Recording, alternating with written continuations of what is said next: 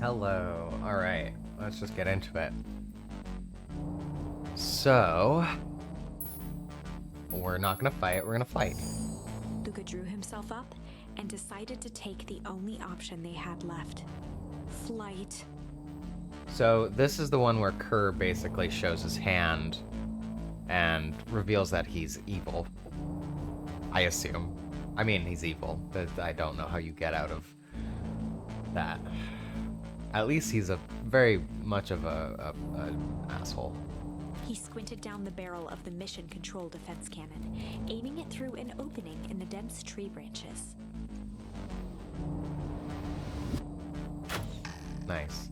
He looked up with surprise as it struck true and taut. Wow, I can't believe that worked. Hey, Mr. Kerr. We'd love to hear your thoughts, but I'm afraid we have places to be. Come on, Eggy. Be ya jerks.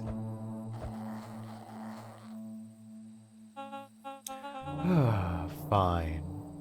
We know where that leads them. This way, we'll take the tunnels. Luca and Iggy winced as they sprinted through the thicket. The branches clawed at them, reluctant to give passage. After what felt like a marathon, Luca stopped in his tracks as they reached the clearing. What the? That was all he was able to say before Iggy slammed into his back. The boys tumbled down a steep decline and crashed with a wheezing thud on a surface as hard as ice. In fact, it was ice.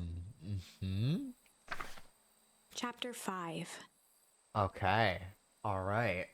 Alright. Alright,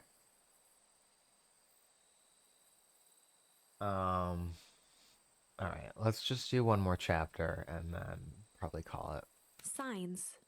They stood silently, catching their breath. The sky was like sapphire. With each breath, a plume of steam escaped from Luca's lungs. Let's keep moving. Luca pulled Iggy to his feet as they gazed across a snowy terrain. Okay.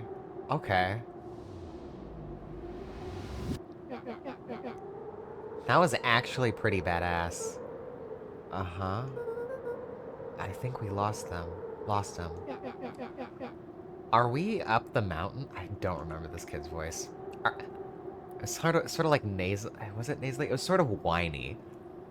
Are we up in the mountains? I don't think so. If anything, we went downhill. Then what's up with the Winter Wonderland? All I know is there's no going back the way we came. Let's see if we can get our bearings. Follow me. Find a way home. Alright. Alright, no way back there. What is this? There's something. Luca, are you there? Luca had almost forgotten the walkie-talkie he was carrying. I should have done more. What's that? It's that bozo. Oh, wait, is it Kerr? I should have done a better voice. Luca, are you there? It's that bozo Kerr. I hope nothing bad has happened to you out in those woods. Luca looked at Iggy with hesitation. No need to be rude. With a resigned sigh, Luca responded. It seems like the only dangerous thing in the woods is you. He speaks, the young man of the hour. Now, how in tarnation did you end up with one of our radios? Just lucky, I guess. Boy, howdy. You Von Horns are full of surprises, aren't you? You knew my parents? I never had the honor of meeting your father. But your mom sure was a handful. Luca winced, shoving the walkie-talkie back into his pocket. We gotta keep moving. Okay, I'm going to check this out before. A disc of smooth metal was lightly covered in snow. Two faint seams were visible along the surface. A manhole cover. If it is, I've never seen one like it before. Or I've never seen one like it. Oh no! Ah! I don't know who this is, so I'm just gonna do like, what's the readout? Sitting just above 258 Kelvin. It's down a bit from last time. Oh, you know what? Oh wait, no, this is not. Okay, so both sides are using suits. So I have no idea. No idea who these are. Should we report this to Mr. Kerr? Meh, still within safe ranges. It may be spreading, but it's under control for now. Even a small nudge in the equilibrium could cause a cascade. Dude, relax. Just a few more sites to hit before we can punch out. Get this over with. Okay, alright. Oh. Wait a minute.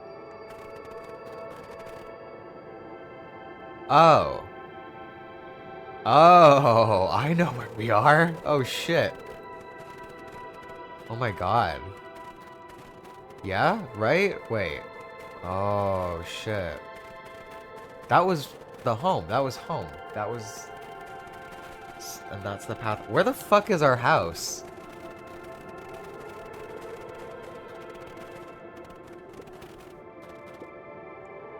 What's all this? Hard to say with all the snow. I think it's a town sign. I can almost make out letters under there. What town could this even be? There couldn't be another town this deep into Weepwood. I'm looking at evidence to the contrary. Let's figure out what we're dealing with here. Step 1.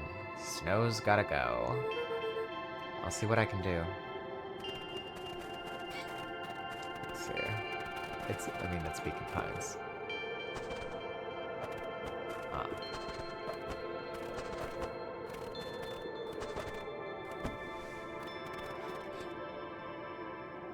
The boys stared in disbelief at the sign that now clearly read, "Welcome to Beacon Pines." This doesn't make any sense. We're in Beacon Pines? How is that possible? We ran away from town. How did we get back here? Oh god. Oh no! I guess we got turned around. Where did all this snow come from? Well, it's been colder than normal lately. There's a pretty big difference between sweater weather and this Arctic hellscape. The puddle we fought at before, it was cold too. Maybe all of it leads to one source. You think it's related? What the hell is going on? We're gonna get some answers. Let's keep moving. Alright. Ooh, boy. Okay, can't go to the treehouse. Wow. The fencing listened. Each chain link encapsulated with a translucent layer of ice. Looks like the stuff they put up around Weepwood. The stuff who put up? I don't know.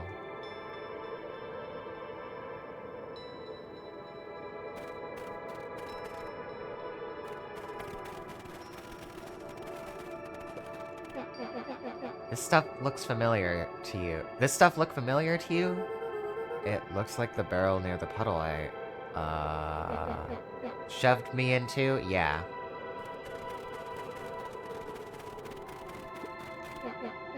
It's all frozen. Looking down at the frozen stream, Luca could faintly see a school of minnows encased in the ice. Whatever happened here, it happened fast. The fish didn't even have time to run. Or, you know, swim run.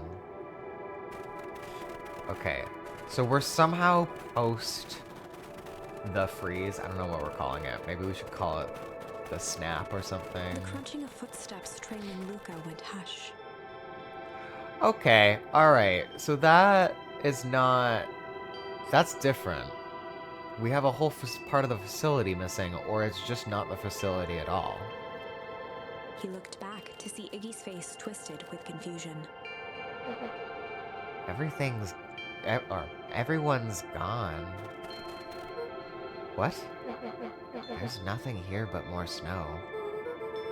There must be an explanation for all of this. We have to keep looking. You can look all you want. I quit. Iggy, we have to keep going. You don't get it, do you? This isn't one of your pathetic Hank Atomic stories. We aren't going to save the day. We aren't even going to save ourselves. My face is mangled. The town is destroyed, and everyone we've ever known is gone. We don't know that. You can't just quit.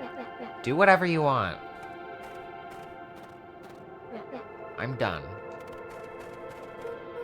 Iggy, it's gonna be okay. Luca peered upward at the darkening sky. He let out a long, foggy breath. Faintly, Iggy began to cry. Seeing Iggy in such a pathetic state gave Luca a sense of compassion, and more than a little guilt.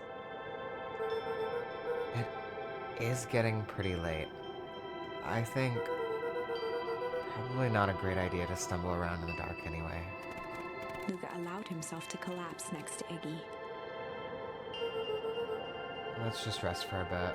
The boys huddled together for warmth and comfort. If not for exhaustion, their minds would be racing, trying to make sense of the events of the day. As it was, all they had energy for was to sit in silence, numb. And this is another event. The way the snow covered everything over, it's kind of calming. Yeah. I haven't had time to say it, but thanks. Huh? For getting us away from those creeps. I sort of froze up back there. Iggy, I should be the one apologizing. This all happened because I lost my temper. Nah, that's ball hockey. First of all, you didn't know what that gunk would do. You didn't, right? Of course not.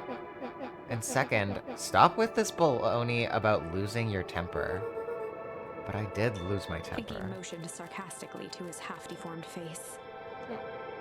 Obviously. But that's exactly what you should have done. Huh? I was being a horse's ass. You were supposed to be a horse's ass in response.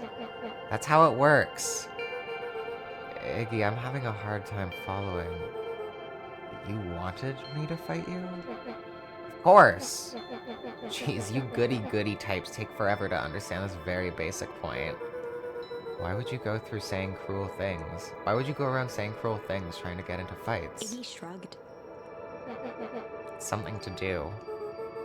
You're an asshole because you're bored? Sometimes I just feel empty. You wouldn't understand. You and Rolo is having a blast together. Laughing, calling that dinky little treehouse mission control. Iggy now wept openly. Perfect little Luca Van Horn with his perfect little life. My life is not perfect. Everyone in town likes you. Not everyone. Not everybody. Hell, that new girl hasn't even unpacked yet, and even she already likes you. You have Tish. He wiped his nose with a sleeve. I love Tish. Tish is great. But she ain't exactly the world's greatest conversationalist, you know? Luca gave a warm chuckle. I get that impression. Iggy cleared his throat as he wiped his eyes. It must be raining out here. Definitely. Iggy arched into a wide yawn. We should probably try to get some sleep. Yeah. Let's lay low for now. Tomorrow, we'll get to the bottom of all this. Luca's eyelids began to slowly drift shut. Luca? Yeah? I always did want to see the inside of your dinky little treehouse.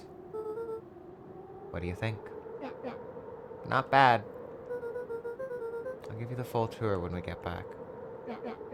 You know what? That's all Luca could whisper before succumbing to sleep. Iggy snuggled in some more. When it comes to worst days of my entire life, this one wasn't half bad. Oh. The house smelled of warm bread. Oh, we're getting another dream. Good. Luca was playing with toy blocks on the living room rug. He looked up to see his parents on the couch. His mother held his father's head in her lap. She idly stroked his hair while humming a song. A voice behind Luca spoke. "This is how you remember them, huh?" Luca turned to see his own face. The doppelganger from his dreams, still clad in a yellow hazmat suit, still carrying a look of disdain behind empty eyes. Aww, look at this perfectly cozy scene. You know it wasn't really like this. The figure picked up a toy block and inspected it. It's amazing the facades that one can build given the right materials. Not that I blame us. These are a child's memories, all warm and fuzzy. You don't remember, do you? Lucas snatched the block from the figure's yellow-gloved hand. Remember what? The doppelganger pointed to the couch. The last day we saw him alive. The day he chose to abandon us. Luca turned to look at his father, still lounging on the couch. That's not true. He didn't abandon us. The doppelganger waved his hand dismissively. Everything is true here. It's just a matter of what we choose to see. Let me show you. The world flickered and pulsed. Luca was sitting next to his bed, listening to his heartbeat with one of his dad's stethoscopes. The doppelganger limped into the room. No, we both know that's not how this went. He grabbed Luca's hand and guided the stethoscope to the floor. Luca heard muffled shouting, brought close by the stethoscope. It was his parents, fighting. Do you remember what we did next? Luca gave a slow nod and crept down the hall to peek through the banister. He could see the outline of his mother at the bottom of the stairs. Damn it, Walt. We can't afford to get involved in this. She was scared. His father stepped forward. What am I supposed to do? Just watch? There's a sickness in this town, and we both know who's behind it. I swore an oath to help people. I won't turn my back on them. Luca's mother grabbed Walt. She was crying, pleading. I can't lose you. Walt calmly removed Eleanor's hand from his shoulder. What's right is right, and what's wrong is wrong. I could never live with myself if I let Sharper get away with this. Eleanor raised her voice. Spare me your bullshit platitudes. What about our son? Luca flinched, dropping the stethoscope down the stairs. Walt turned with a panicked smile. Luca, is that you, buddy? With tears in his eyes, Luca descended the stairs. Mom? Dad? What's going on? Walt dropped to a knee to meet Luca eye to eye. Nothing, buckaroo. Your mom and I just got a little overexcited is all. Luca placed the stethoscope against his father's chest. His heart was racing. It sounded like you were going somewhere? Walt gently removed the device from Luca's ears. Listen to me, Luca. I have some business to take care of. I'll be back in time to tuck you in. Luca hugged his father tightly. Promise? Walt stood up and walked to the door. He glanced over his shoulder. I promise. With a wink and a grin, he put on his hat and strode out into the evening sun. Oh. A figure approached soundlessly from the foggy snowfall. Now hold on a minute. This dog was at the fishing pond. It stood above them, lingering in contemplation. Slowly raising one hand above Iggy, it snapped out 2 brisk raps on his head. From a deep slumber, Iggy sprang up defensively. Get your hands off me. Whether it was the calming presence or the recognition that he was not in danger, Oh, this is a new character. I thought this was the dog. This is a bunny. Or a rat. It looks like a rat. Hell yeah. Iggy felt his clenched fists lower. Just, what do you think you're doing? Luca looked up, gradually remembering his whereabouts. The figure exhaled a cloud of warm vapor. Need a new voice. Let's see. Mysterious? Seems very, like, calm. You two certainly have caused a lot of commotion. What's that supposed to mean? Take it easy, Iggy. We were asleep minding our own business. You're the one running around knocking on people's heads. I'm sorry if I hurt you, Iggy. You didn't hurt nobody. Anybody. Huh? Oh, I see. You think you're better than me. You... When it came to complete strangers, Iggy had trouble cobbling together an insult. You big-headed, scarfy-necked, furball. Okay, let's lower the temperature a bit here. Interesting choice of words. I mean, let's all just calm down. Who are you? A friend. An observer. A hitchhiker of the infinite expanse of possibility. Great. How about a name? If you must call me something, you can call me Nat. Iggy huffed with gratification. How about you make like a gnat and buzz off? Very well. Nat began to turn away indifferently. I think Nat is the narrator. Wait! Do you live here? You might say that. Do you know where we are? You might also say that. Look, pal, we just want to find a safe way out of here. You gonna help us or not? Before knowing how to leave, one must know where they are. Alright, that does it. Luca, I don't know about you, but I'm getting out of here one way or another. Iggy turned sharply and began to stomp off. Enough with the riddles. Iggy, wait up. Realizing he'd worn their patience then, Nat relented.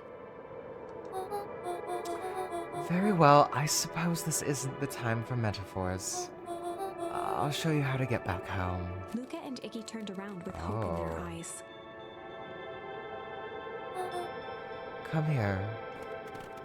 Nat took a deep breath in. Close your eyes. Nat exhaled slowly, then snapped his fingers. Okay. Open them. For a brief moment, Luca and Iggy let themselves believe that some great magic was about to unfold.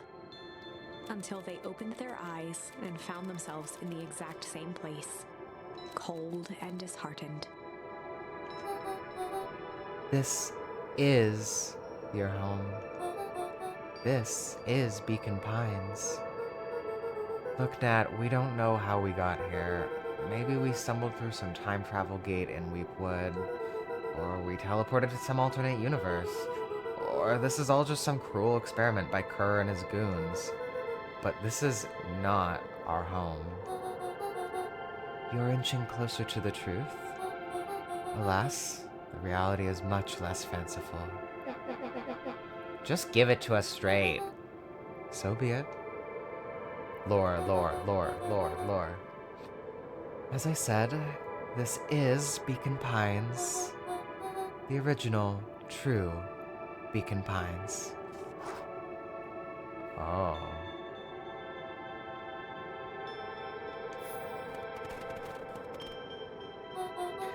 You both grew up here. The town you've called your home for the past several years is a replica. A remarkable achievement of engineering, to be fair. But a replica nonetheless. That's impossible. It's too much work. You'd need a whole town to replicate a whole town.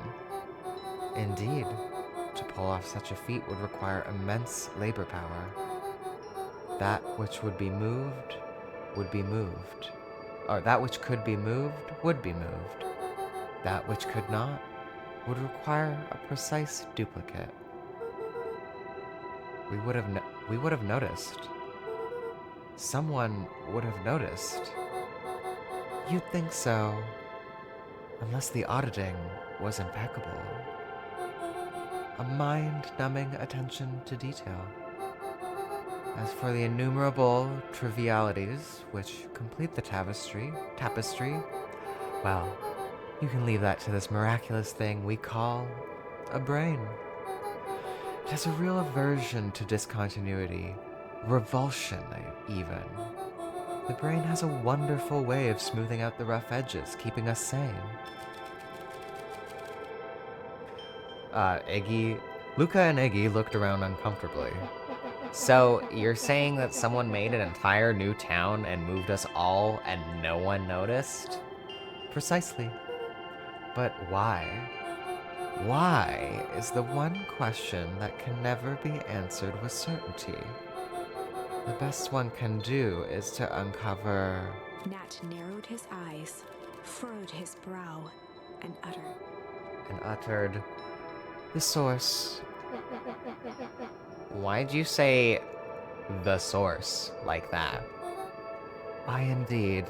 Luca began to laugh uncomfortably. It's all ridiculous. There's no way they He could... looked down at his feet. His eyes darted back and forth in contemplation. With a sudden pain, a thought struck him. If this really is home... He sprinted off into the pale distance. As Iggy turned to follow, Nat called out. Iggy! It's not too late to turn back. Simply head west through Weepwood.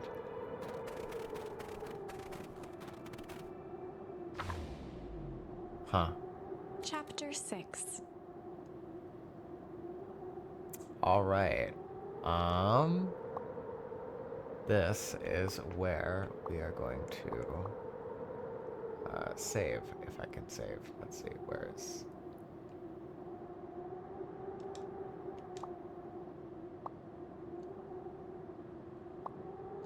Okay, I think it's just safe. Let's go forward one. The source. Nat expressed his sympathy with a shrug and sauntered off as unassumingly as he'd arrived. Well, it just saved, so I think I'm actually gonna end the game. But yeah, this game is getting intense. I hopefully will play this again. I don't want to say soon because I don't know if that's true.